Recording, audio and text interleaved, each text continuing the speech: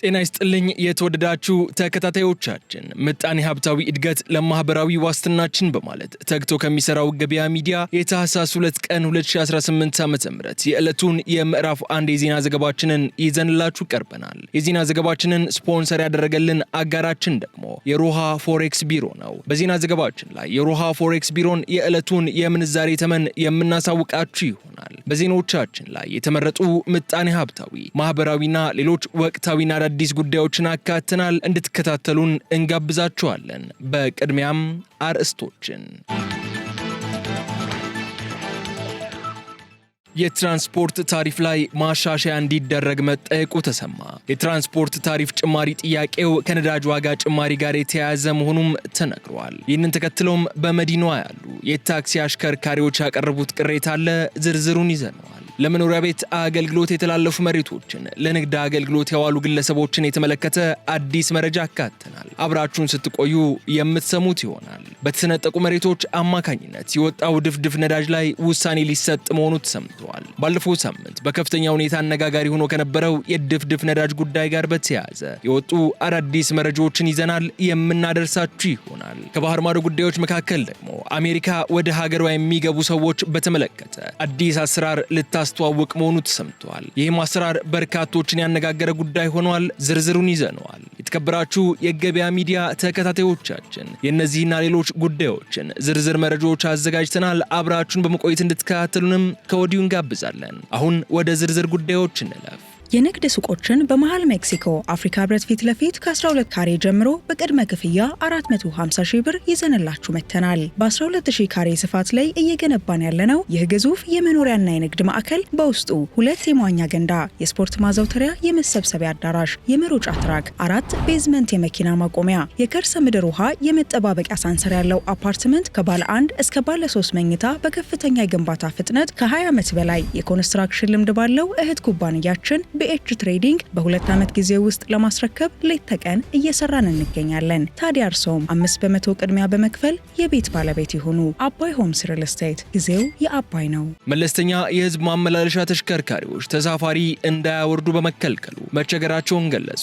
የአዲስ አበባ አነስተኛና መካከለኛ የህዝብ ማመላለሻ ተሽከርካሪዎች መናኸሪያ ውስጥ ተሳፋሪ እንዳያወርዱ በመከልከሉ አሽከርካሪዎችና ተጓዥ መንገደኞች ተቸገርን ሲሉ ቅሬታ አቅርበዋል። ከዚህ ቀደም አሽከርካሪዎች ተሳፋሪ መንገደኞችንና እቃቸውን ከተለያየ ቦታ በመጫን መጨረሻ ላይ የአዲስ አበባ አነስተኛና መለስተኛ ስምሪት መናኸሪያ በማራገፍ ተጓዦች ለእንግልትና ለስርቆት ወንጀሎች እንዳይጋለጡ ያደርጉ እንደነበረ ያስታወሱት ቅሬታ አቅራቢዎቹ በአሁኑ ጊዜ ይህንን በመከልከሉ በተሳፋሪ ተጓዦች ላይ ከፍተኛ እንግልትና መጉላላት መፈጠሩን ገልጸዋል። ከዚህም ሌላ መንገድ ላይ ተሳፋሪ ተጓዦች ሲያወርዱ ከትራፊክ ኤጀንሲና ፖሊሶች እንዲሁም ከትራንስፖርት ተቆጣጣሪዎች ጋር አላስፈላጊ ነገር ውስጥ እየገቡ በመሆኑ ተጓዦችን የሚያራግፉበት ቦታ እንዲመቻች ጥያቄ አቅርበዋል። ተጓዥ ተሳፋሪዎች በበኩላቸው መናኸሪያ ውስጥ ማራገፍ በመከልከሉ በእቃ ማውረድ በኩል በየመንደሩ ካሉ ወጣቶች ጋር ግጭት እየተፈጠረና መንገድ የማያውቁ ተጓዦች ለስርቆት መጋለጣቸውን ጠቁመው የሚመለከተው አካል ይህንን ተገንዝቦ የማስተካከያ እርምት እንዲወስድ ጠይቀዋል። ለቀረበው ቅሬታ ምላሽ የሰጡት የአዲስ አበባ አነስተኛና መለስተኛ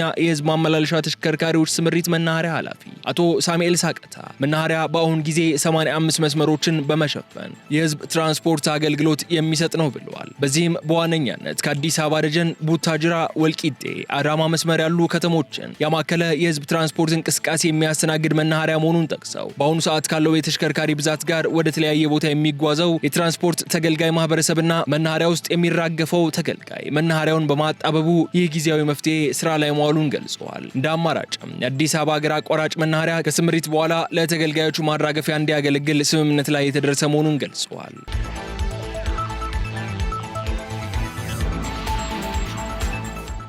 50% መድኃኒቶችና የህክምና ቁሳቁሶች በአገር ውስጥ ለማሟላት መታቀዱ ተሰማ። እንደ አውሮፓውያኑ አቆጣጠር በ2030 በኢትዮጵያ ከሚፈለጉ የህክምና ቁሳቁሶችና መድኃኒቶች ውስጥ 50% ያህሉን በአገር ውስጥ ኢንዱስትሪዎች ለመሸፈን እንዲሁም ኢትዮጵያን የአፍሪካ የህክምና ቁሳቁሶች ማዕከል ለማድረግ መታቀዱ ተነግሯል። ይህ የተነገረው ኢትዮጵያን ጨምሮ 14 አገሮች ተገኝተውበት እንደ አውሮፓውያኑ አቆጣጠር ዲሰምበር 6 ቀን 2025 በጃፓን ቶኪዮ በተካሄደው የጤና አጠባበቅ ፎረም ላይ ሲሆን የኢትዮጵያ መንግስትም በመድረኩ ከልማት አጋሮችና ከሲቪል ማህበረሰብ ድርጅቶች ጋር በመሆን ያዘጋጀውን ሰነድ ይፋ አድርጓል። ብሔራዊ የጤና ኮምካት የተሰኘው ይህ ሰነድ ኢትዮጵያ ከምትፈልጋቸው ወሳኝ የሚባሉ የህክምና ቁሳቁሶችና መድኃኒቶች አሁን ካለው የማምረት አቅም ከ15 በመቶ ወደ 50 በመቶ ለማድረስ መታቀዱን የሚያትት ሲሆን በመሰረታዊነት በውጭ የመድኃኒት ምርቶች ላይ የሚታየውን ጥገኝነት መቀነስና ብቃት ያላቸው ባለሙያዎችን ለማፍራት መታቀዱም ተገልጿል። ኢትዮጵያ እንደ አውሮፓውያኖች አቆጣጠር በ2030 መጨረሻ አሁን ካለው በተጨማሪ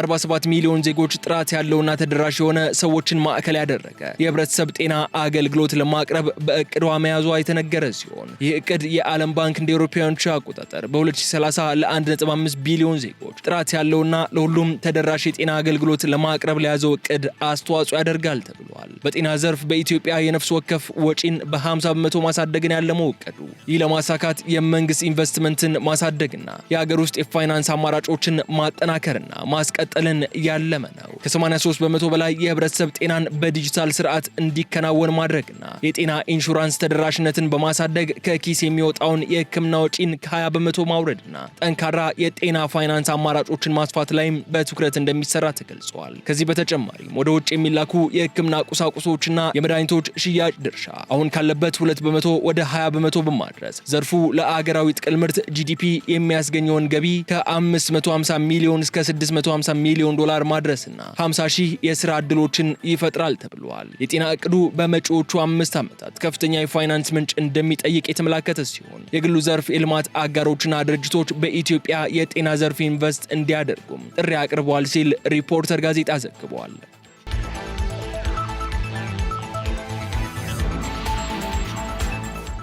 የፋይዳ ዲጂታል መታወቂያ የወሰዱት 7 ሚሊዮን ዜጎች ብቻ ናቸው ተባለ። የፋይዳ ብሔራዊ መታወቂያን ለማውጣት ከተመዘገቡት 29 ሚሊዮን ዜጎች ውስጥ መታወቂያውን የወሰዱት ከ7 ሚሊዮን እንደማይበልጡ የኢትዮጵያ ብሔራዊ መታወቂያ ፕሮግራም አስታውቀዋል። ተቋሙ ይህንን ያስታወቀው ከኢንፎርሜሽን መረብ ደህንነት አስተዳደር ጋር በጋራ በዲጂታል መታወቂያ ላይ አለ ያሉትን የማንነት መረጃ ስርቆት መጠበቅ የሚያስችል የዲጂታል ምስክር ወረቀት አገልግሎት የተመለከተ መግለጫ በጋራ በሰጡበት መርሃ ግብር ላይ ሲሆን የኢንፎርሜሽን መረብ ደህንነት አስተዳደር በዲጂታል መታወቂያ ላይ ያለውን የማንነት መረጃ መጠበቅ የሚያስችል አገልግሎትን በይፋ አስጀምረዋል። እስካሁን ድረስ በኢትዮጵያ 29 ሚሊዮን ዜጎች የፋይዳ ብሔራዊ መታወቂያን ለማውጣት መመዝገባቸውን የጠቀሱት የብሔራዊ መታወቂያ ፕሮግራም ዋና ዳይሬክተር ዩዳሄ አርአያ ስላሴ ከእነዚህ ውስጥ የፋይዳ መታወቂያ የወሰዱት ግማሽ እንኳን እንደማይሞሉ ተናግረዋል። በሌላ በኩል ትላንት ታህሳስ 1 ቀን 2018 ዓ.ም የኢትዮጵያ ብሔራዊ ባንክ ደንበኞች ባሉበት ቦታ ሆነው ደህንነቱ በተጠበቀ ሁኔታ ገንዘብ ማስተላለፍ እንዲችሉ በሐሰተኛ ሰነድ የራሳቸው ሂሳብ ሌሎች ማንቀሳቀስ እንዳይችሉ በቀላሉ የብድር አገልግሎትን እንዲያገኙና በአንድ የፋይዳ መታወቂያ የሁሉንም ባንክ ሂሳብ ለመጠቀም እንዲያስችላቸው የሚያደርግ እንዲሁም ባንኮች የደንበኞቻቸውን ትክክለኛና ወቅታዊ መረጃ እንዲያገኙ ያስችላል ያለውን የፋይዳ ዲጂታል መታወቂያ ከባንክ ሂሳብ ጋር የማጣመር ስራ መጀመሩ መግለጹ አይዘነጋም። ይህ የባንክ ሂሳብ ቁጥር ከፋይዳ መረጃ ጋር የማጣመር ስራ ደንበኞች እስከ መጋቢት 30 2018 ዓ.ም ድረስ ወደ ቅርንጫፎቻቸው በአካል በመሄድ ወይም ባንኩ በሚያስቀምጠው አሰራር መሰረት በኦንላይን የፋይዳ ተለዋጭ ቁጥር በማቅረብ ማከናወን ይችላሉም የተባለ ሲሆን ለፋይዳ ያልተመዘገበ ማንኛውም የባንክ ደንበኛ በቅድሚያ በአቅራቢያው በሚገኝ የፋይዳ ምዝገባ ጣቢያ በመሄድ መመዝገብ እንደሚኖርበት መዘገባችን ይታወሳል።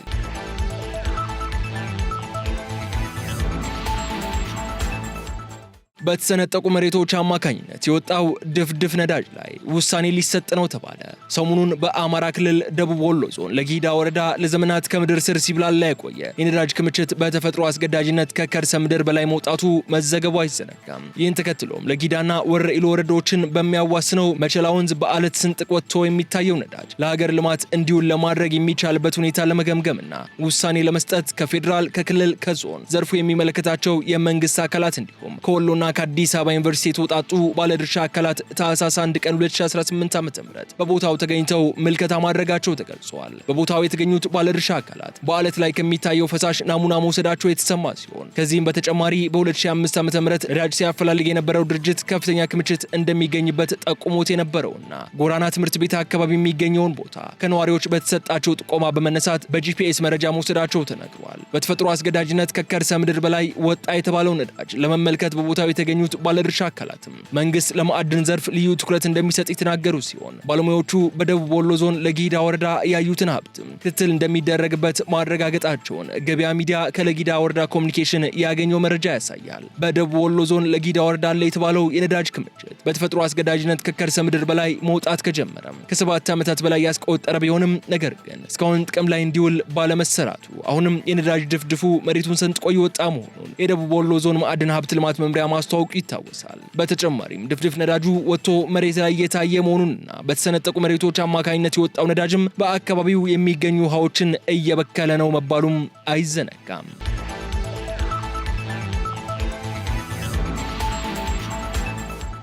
ለመኖሪያ ቤት አገልግሎት የተላለፉ መሬቶችን ለንግድ አገልግሎት ባዋሉ ግለሰቦች ላይ እርምጃ ተወሰደ። በመዲናዋ ያለውን የቤት አቅርቦት ችግር ለመቅረፍ በአነስተኛ የሊዝ ዋጋ መሬትን ግልጽ፣ ነፃና ፍትሃዊ በሆነ ጨረታ ለነዋሪዎች እንደሚያስተላልፍ የገለጸው የአዲስ አበባ ከተማ አስተዳደር የመሬት ልማትና አስተዳደር ቢሮ፣ ነገር ግን ባለይዞታዎች በአነስተኛ ዋጋ ለመኖሪያ አገልግሎት ብቻ የተላለፉትን መሬቶች የሊዝ ሕጉን በመተላለፍ ለንግድ አገልግሎት ሲጠቀሙ እንደሚስተዋል ገልጿል። ይህ ችግር ለመቅረፍም የመሬት ልማትና አስተዳደር ቢሮ በሕግ በተሰጠው ስልጣን መሰረት በየጊዜው በሚያካሂደው የግንባታ ክትትልና ቁጥጥር ስራ የግንዛቤ ማስጨበጫ ስራዎችን ሲሰራ ቢቆይም አንዳንድ አልሚዎች ግን ከተቋሙ እውቅና ውጪ የአገልግሎት ለውጥ ማድረግ መቀጠላቸው አስታውቋል። ቢሮው ይህንን ህገወጥ ተግባር ለማስቆም በበጀት ዓመቱ ባደረገው ልዩ የግንባታ ክትትልና ቁጥጥር ስራ አያሌ አልሚዎችን ወደ ህጋዊ ስርዓት ከማስገባት ባለፈ በቢሊዮን የሚቆጠር ገቢ ከዘርፉ መሰብሰብ መቻሉን የገለጸ ሲሆን በመሬት ልማትና አስተዳደር ቢሮ የጉለሌ ክፍለ ከተማ መሬት ልማትና አስተዳደር ቅርንጫፍ ጽህፈት ቤትም ባለፉት 5 ወራት ባደረገው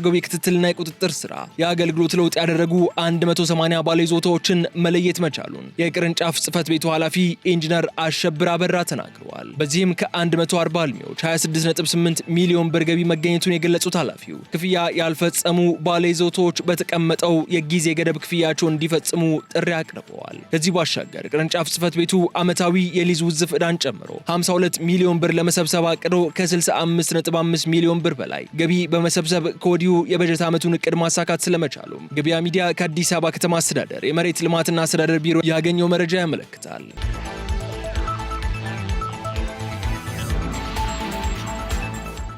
የትራንስፖርት ታሪፍ ላይ ማሻሻያ እንዲደረግ መጠየቁ ተሰማ። የነዳጅ ዋጋ ላይ ከ3 ጊዜ በላይ ጭማሪ ቢደረግም የትራንስፖርት ታሪፍ ላይ ማሻሻያ ሳይደረግ መቆየቱ ቅሬታ እንደፈጠረባቸው የገለጹት በአዲስ አበባ ከተማ የህዝብ ትራንስፖርት አገልግሎት ሰጪ አሽከርካሪዎች የታሪፍ ማሻሻያ እንዲደረግላቸው ለትራንስፖርትና ሎጂስቲክስ ሚኒስቴር ቢጠይቁም እስካሁን ተግባራዊ አለመደረጉን ገልጸዋል። የታሪፍ ማሻሻያ የተደረገላቸው የ1 ሊትር የነዳጅ ዋጋ 80 ብር በሚሸጥበት ወቅት እንደነበር የሚናገሩት የታክሲ አሽከርካሪዎቹ ከዛ በኋላ የነዳጅ ዋጋ ላይ ከ3 ጊዜ በላይ ጭማሪ የተደረገ ቢሆንም የታሪፍ ማሻሻያው ግን ሳይስተካከል መቆየቱን ገልጸዋል። አሽከርካሪዎቹ ታሪፉን እንዲያስተካክልልን የትራንስፖርት ሚኒስቴር ጠይቀናል የሚሉ ሲሆን በተለያየ ጊዜ በተደረገ ጭማሪ የነዳጅ ዋጋ ከ80 ብር ጀምሮ እስከ 129 ብር ከ12 ሳንቲም ቢደርስም በዚህ ጊዜ ምንም የታክሲ ታሪፍ ማሻሻያ አልተደረገም ሲሉ ተደምጠዋል። የነዳጅ ዋጋ በዚህ ሁኔታ እየጨመረ ቢሆንም የትራንስፖርት ታሪፍ ሳይሻሻል መቅረቱ ጫና ውስጥ ከቶናል የሚሉት የታክሲ ሹፌሮቹ በጥቂት ሳምንታት አዲስ የትራንስፖርት ታሪፍ ይፋ ይደረጋል ብንባልም ተግባራዊ ያልተደረገም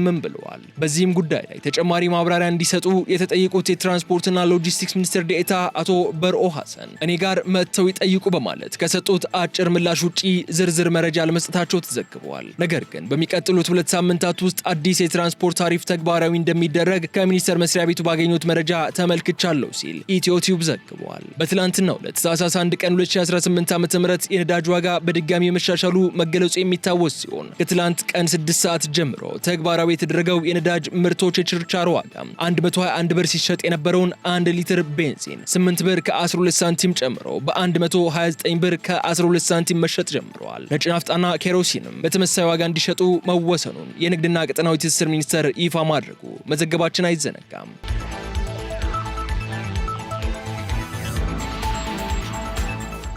በመጨረሻም ከባህር ማዶ ወደ ያዝነው ጉዳይ እናምራ።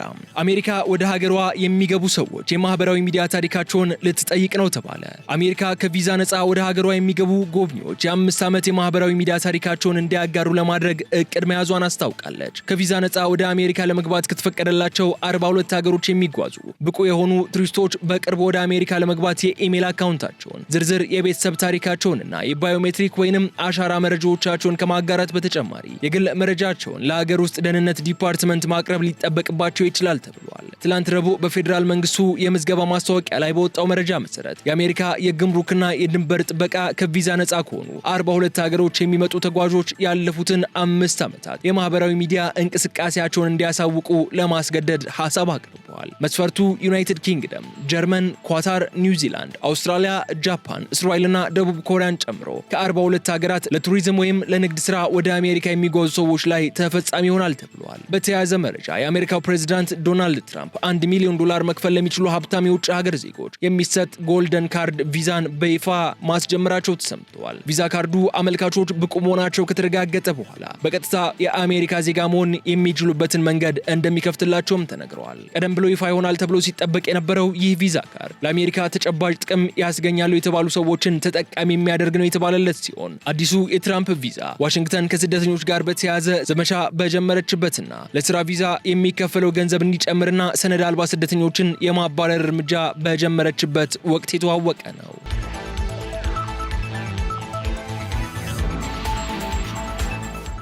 የተወደዳችሁ ተከታታዮቻችን የዕለቱን የምዕራፍ 1 የዜና ዘገባችን የተከታተላችሁትን ይመስላል። አሁን ደግሞ የሮሃ ፎሬክስ ቢሮ የዕለቱን የምንዛሬ ተመን እናሳውቃችኋለን። ሮሃ የፎሬክስ ቢሮ በዛሬው ዕለት አንዱን የአሜሪካ ዶላር 174 ብር ከ95 ሳንቲም በመግዛት 178 ብር ከ44 ሳንቲም ሽጧል። አንዱን የታላቋን ብሪታንያ ፓውንድ ስተርሊንግ 223 ብር ከ39 ሳንቲም በመግዛት 227 ብር ከ85 ሳንቲም ሽጧል። አንዱን ዩሮ 197 ብር ከ47 ሳንቲም በመግዛት 201 ብር ከ82 ሳንቲም ሲሸጥ አንዱን የስዊዝ ፍራንክ ደግሞ 208 ብር ከ65 ሳንቲም ተገዝቶ 212 ብር ከ82 ሳንቲም ተሽጧል። አንዱን የአረብ ኤምሬትስ ድርሃም 45 ብር ከ9 ሳንቲም ተገዝቶ 46 ብር ከ81 ሳንቲም ሲሸጥ አንዱን የሳውዲ አረቢያ ሪያል ደግሞ 45 ብር ከ7 ሳንቲም ተገዝቶ 46 ብር ከ61 ሳንቲም ተሽጧል። አንዱን የቻይና ዩዋን ደግሞ 23 ብር ከ2 ሳንቲም ተገዝቶ 23 ብር ከ66 ሳንቲም መሸጡን ሮሃ የፎሬክስ ቢሮ ይፋ ያደረገውን የዕለቱ የውጭ ምንዛሬ ተመን ያሳያል።